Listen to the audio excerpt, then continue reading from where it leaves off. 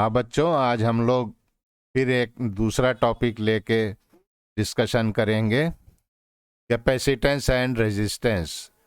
पिछले टॉपिक में हम लोगों ने रेजिस्टेंस और इंडक्टेंस को लेके स्टडी किया था।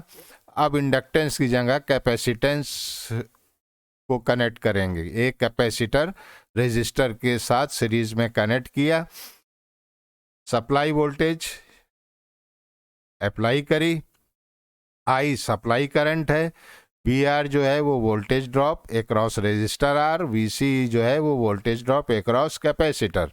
अब चूंकि ये सीरीज में है तो दोनों में करंट सेम होगा, इसलिए हम इसको रेफरेंस फेजर लेते हैं। आप फेजर डायग्राम देखिए, ये आई जो है वो रेफरेंस फेजर है। और रेजिस्टेंस के थ्रू जब करंट पास होगा तो हमें पता है कि वोल्टेज और करंट दोनों सेम फेज में होते हैं, तो एक ये फेजर वी आर बना दिया उसी फेज में जो रिप्रेजेंट कर रहा है कि ये रेजिस्टिव सर्किट के लिए है।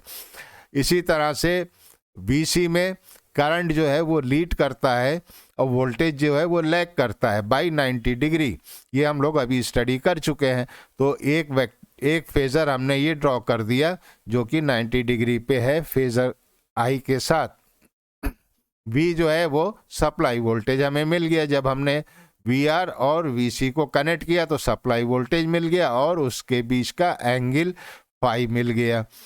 अब यहाँ से आई हटा दिए तो आपको वोल्टेज ट्रायंगल मिल जाएगा। बस अब यहीं से आपकी सारी कैलकुलेशन शुरू हो जाती है। तो ये सारी कहानी जो अभी आपको बताई कि आई जो है वो सप्लाई करंट है और बी जो है वो सप्लाई वोल्टेज है, वी आर जो है वो voltage drop across resistor R है, voltage drop across capacitor I X C हो गया, वी और आई के बीच में एंगल फाई हो गया।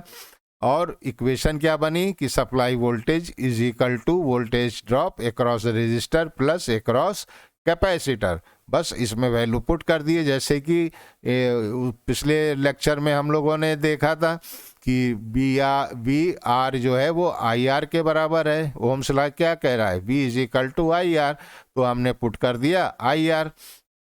ठीक है। और Ohm's law purely capacitive circuit के लिए क्या कह रहा है, V is equal to I X C, तो यहाँ पुट कर दिया आई एक्स सी, यही इसका स्क्वायर हो गया। बस वैसे ही आई बाहर ले लिया, आई स्क्वायर, क्योंकि ये कॉमन है, R square plus X C square, तो V square upon I square is equal to R square plus X C square, यानी V upon I is equal to under root X C. और इसको हम कहते हैं impedance यानी Z, और x सी की वैल्यू क्या होती है 1 अपॉन ओमेगा सी। आप चाहे तो इसमें पुट कर दीजिए। तो ओम्स लॉ क्या आ गया, V is equal to I Z for R C circuit. इसमें भी ध्यान यही रखना है कि वी और आई जो है वो आर एम एस वैल्यूज हैं, और जेड का यूनिट क्या होगा, ओम्स। तो बिल्कुल उसी पैटर्न पे एंगल भी निकाल सकते हैं आप। ये वोल्टेज ट्रायंगल आ गया, ये बेस, ये परपेंडिकुलर और ये हाइपोटेन्यूज। तो साइन फाई की वैल्यू क्या होगी, साइन फाई की वैल्यू होगी परपेंडिकुलर अपॉन बेस। परपेंडिकुलर क्या है, बी सी, और परपेंडिकुलर अपॉन हाइपोटेन्यूज तो वी सी अपॉन वी। इसी तरह कॉस फाई की वैल्यू क्या होगी, base upon hypotenuse V R upon V. Tan phi की वैल्यू क्या होगी, V C upon V R, क्योंकि ये हमारा परपेंडिकुलर है, ये परपेंडिकुलर है, ये परपेंडिकुलर है, और ये बेस हो गया। ठीक है, ये बेस हो गया और ये हाइपोटेन्यूज हो गया। अगर आपको कंफ्यूजन हो रहा हो तो ऐसे लिख लीजिए। अब ये तीनों साइड्स को अगर आप करंट से मल्टीप्लाई कर दें तो आपके पास इम्पीडेंस ट्रायंगल आएगा। ये आपको याद रहना चाहिए। यहीं से आप जेड की वैल्यू भी निकाल सकते हैं, R square plus X C square का whole square, this should be C. तो कॉस फाई की वैल्यू भी निकाल सकते हैं, R upon Z, base upon hypotenuse. Base क्या है आर, हाइपोटेन्यूज क्या है जेड, तो R is equal to Z cos phi, Z sine phi, और tan phi is equal to X C upon R. बस इतनी सी बात आपको ध्यान रखनी है। आइए एनसीईआरटी की एक क्वेश्चन, एक प्रॉब्लम को सॉल्व करने की कोशिश करते हैं जिसमें सी पार्ट हमने अपनी तरफ से ऐड किया हुआ है। तो ए 100 microfarad capacitor in series with 440 ohm resistance is connected 110 volt 60 hertz supply. देखिए जो सबसे पहले काम आपको करना है वो ये करना है कि जो दे रहा है वो लिख लीजिए। सी की वैल्यू दे रहा है 100 माइक्रोफैरेड, आर दे रहा है 40 ohm frequency, 60 hertz supply voltage 110 volt. तो देखिए हमको पता है कि Z इज इक्वल टू किसके बराबर होता है, आर स्क्वायर प्लस एक्सी का स्क्वायर और इसका अंडर रूट। और एक्सी किसके बराबर होता है बच्चों, एक्सी होता है 1/2 पाई एफ सी। तो सारी चीजें हमें दी हैं। तो पहला स्टेप हमारा क्या है कि हम कैपेसिटिव रिएक्टेंस कैलकुलेट करें by putting all the values of F and C. तो फ्रीक्वेंसी जो है वो दे रहा है 60 हर्ट्ज, ठीक है, पुट कर दिया। सी की वैल्यू दे रहा है 100 माइक्रोफैरेड 10⁻⁻6 से मल्टीप्लाई किया तो हमारे पास एक्सी की वैल्यू आ गई। अब हम जेड की वैल्यू निकालेंगे। तो जेड की वैल्यू निकालने के लिए आर की वैल्यू पुट की और एक्सी जो अभी हमने निकाला है वो पुट किया तो हमारे पास इम्पीडेंस की वैल्यू आ गई 48 ओम्स। फिर हमने जो है वो ओम्स लॉ लगाया, V is equal to I Z. यहाँ आई की वैल्यू निकाली V/Z। V 110 दे रहा है, Z आपने निकाल लिया और आंसर आ गया 2.29। लेकिन ये फाइनल आंसर नहीं है, वो पूछ रहा है मैक्सिमम करंट। तो इसको हम काहे से मल्टीप्लाई करेंगे, √2 से। तो जब √2 से मल्टीप्लाई किया तो हमारे पास मैक्सिमम करंट की वैल्यू आई 3.24।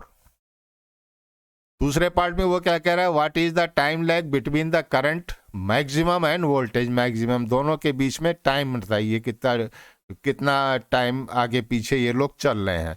कोई बात नहीं है, आप सबसे पहले फाई की वैल्यू निकाल लीजिए। फाई की वैल्यू निकालने के लिए आप कॉस फाई की रिलेशनशिप भी यूज करते हैं, सिंपल इम्पीडेंस ट्रायंगल आप ध्यान में रखिए, आपका सारा काम हो जाएगा। ये Z है, ये R है और ये XC है और ये एंगल फाई है। आप चाहे साइन से निकालें, चाहे कॉस से निकालें, चाहे टेन से निकालें, सबकी वैल्यू सेम आएगी।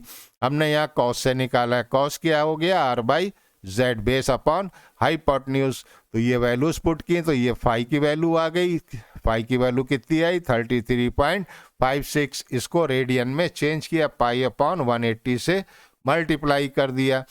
तो phi is equal to omega t. और हमें कैलकुलेट क्या करना है, टी की वैल्यू। तो टी क्या होगा, φ/ω। तो फाई की वैल्यू आपकी ये आ गई 33.56 π/180 इंटू ओमेगा की वैल्यू 1/2πf। फ्रीक्वेंसी आपको दे रहा है 60 हर्ट्ज। इसको आपने सिंप्लीफाई किया, ओहो यहाँ भी मिस्टेक हो गई, ये आएगा सेकेंड और ये आएगा मिली सेकेंड, ठीक है। ये इतने टाइम दोनों के बीच में इतने टाइम का लैग है।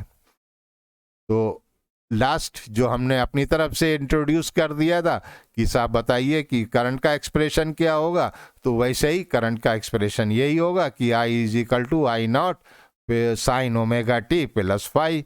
तो अब आपने यहाँ पे निकाल लिया, फाई की वैल्यू कितनी निकाली थी 33.56, I0 की वैल्यू कितनी थी 3.25। तो एफ की फ्रीक्वेंसी निकाल ली, दे रहा है आपको, वो पुट कर दी और इसको मल्टीप्लाई कर दिया, आंसर आ गया आपका, ठीक है। अगर फेजर डायग्राम कहे तो आप फेजर डायग्राम बना सकते हैं। ये करंट आई हो गया और ये वो वोल्टेज हो गया, ये करंट आई हो गया, सॉरी ये ऊपर बनेगा प्लस का निशान है, तो ये ऐसे आएगा।